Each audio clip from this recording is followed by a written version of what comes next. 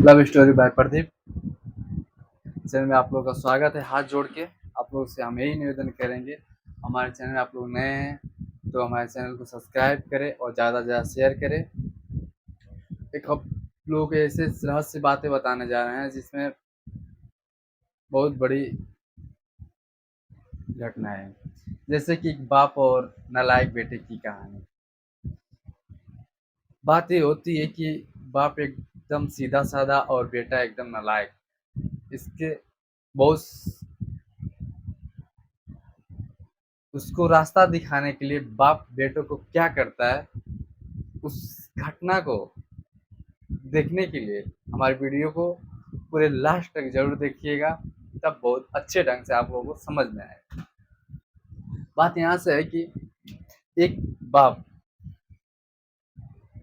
एक बेटे के लिए क्या नहीं कुछ करना चाहता है।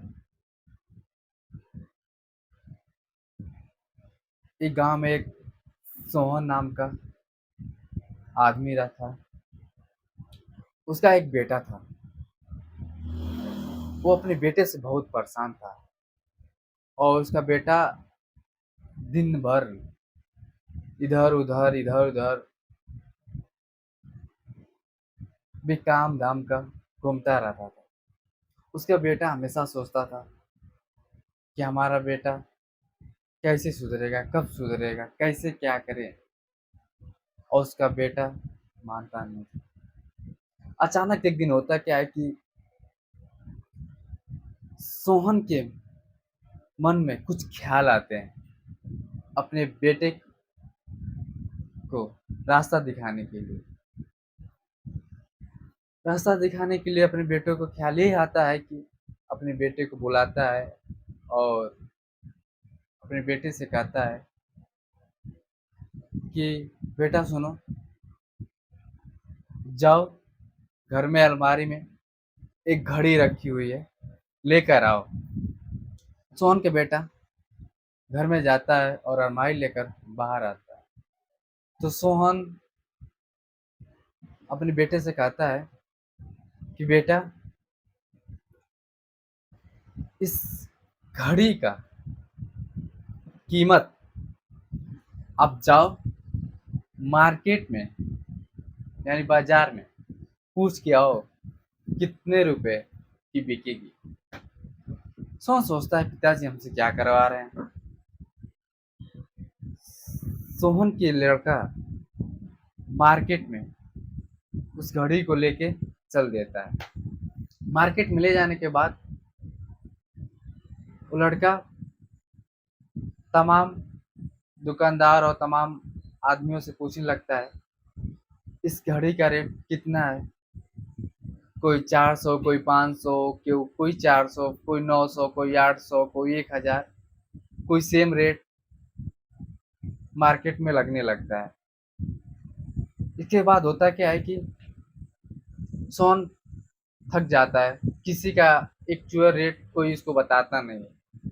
और सोहन मार्केट से घर आता है और पिताजी से कहता है पिताजी, इस घड़ी का महत्व मार्केट में कोई एक समान नहीं बता रहा है। कोई 400, कोई 500, कोई 800, कोई 900, कोई 200, कोई कोई किस किस लोगों का सेम प्राइस मिल रहा है, अदरवाइज नहीं हो रहा है।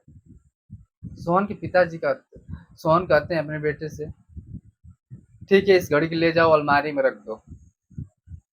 सोहन के बेटे उस अलमारी में ले जाकर उस घड़ी को रख देता है। इसके अगले दिन सोहन फिर अपने बेटे को बुलाता है और बेटे से कहता है सुनो बेटा, जाओ उस अलमारी से उस घड़ी को लेके आओ। सोहन सोच सोहन अपने मन में सोचता है कि अब इसको किस से सबक सिखाएं। फिर सोहन अपने बेटे से कहता है इस घड़ी के टाइम देख लो और फिर इसे मार्केट में लेके जाओ और मार्केट में ले जाके पूछो इस घड़ी का समय का कीमत क्या है। फिर उसका बेटा मार्केट उस घड़ी को लेके जाता है और मार्केट में जाके पूछने लगता है कि इस घड़ी के समय की कीमत क्या है। लोग सोचते हैं कि ये बंदा कल भी आया था, इसका घड़ी का प्राइस पूछ रहा था, आज समय का कीमत पूछ रहा है, यानी ये पागल हो चुका है। वो लड़का कई लोगों के पास जाता है, जाने के बाद ये होता है कि कोई इसका जवाब देता नहीं है। इसके बाद अचानक उस लड़के की नज़र एक बूढ़े आदमी पर पड़ती है, और बूढ़े आदमी का नज़र उस लड़के पर पड़ती है, और बूढ़ा आदमी इसका बात सुनते ही इसकी बात को समझ जाता है, और लड़के उसके जब पास जाता है बूढ़े आदमी के, तो बूढ़ा आदमी बहुत व्यस्तता रहते हुए भी उस लड़के को समय देता है, और बोलता है कि बैठो, मैं बताता हूँ तुम्हारे समय का कीमत। अगर तुम इस समय 1 मिनट या 1 सेकेंड अगर निकल जाएगी, तो तुम करोड़ों रुपए देकर भी ये समय वापस नहीं कर सकते हो। ये लड़का सुनते ही उसका दिमाग में बात बुझने लगी, और कहता है कैसे?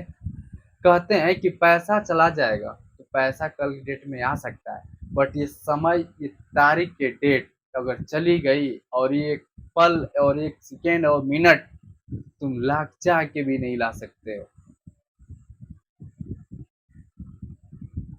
ये समय, एक घड़ी, ये एक समान है, ये सबके लिए बनाई गई है, क्या अमीर क्या गरीब, इसी समय में, इसी टाइम 24 घंटा सबके लिए बराबर होता है।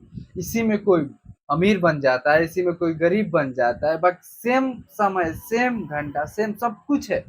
बट क्यों इंसान कहता है कि हमारे पास समय नहीं है? अरे उसी में तो सब लोग करते हैं, अमीर लोग भी इसी समय में अपना जीवन यापन करते हैं, गरीब भी इसी समय में अपना जीवन यापन करते हैं। बट समय का सही उपयोग आप लोग जरूर करें। और लड़का इस बात को सुनकर बहुत भयभीत होता है, और वहां से फिर घर आता है, अपने पिताजी से कहता है, पिताजी, जो आप हमें सिखाना चाहते थे हम सीख गए, ये समय चला जाएगा तो फिर रिटर्न नहीं आ सकता है, हम इधर उधर भटक रहे हैं, इससे कोई लाभ नहीं है। इसका कहने का मतलब ये है भाइयों कि आप लोग इस समय का सदुपयोग करिए, यानी दुरुपयोग मत करिए। अगर ये समय चला जाएगा तो कभी वापस लौट के नहीं आएगा। यहाँ आप लोग से यही निवेदन करेंगे कि सही जगह, सही तरीके से अपना टाइम दे, और अपने विचार रखे। इसी वक्त हम अपनी बाड़ी को विराम देते हैं, और जो भी गलतियाँ हो क्षमा करें, और जय हिंद, जय भारत।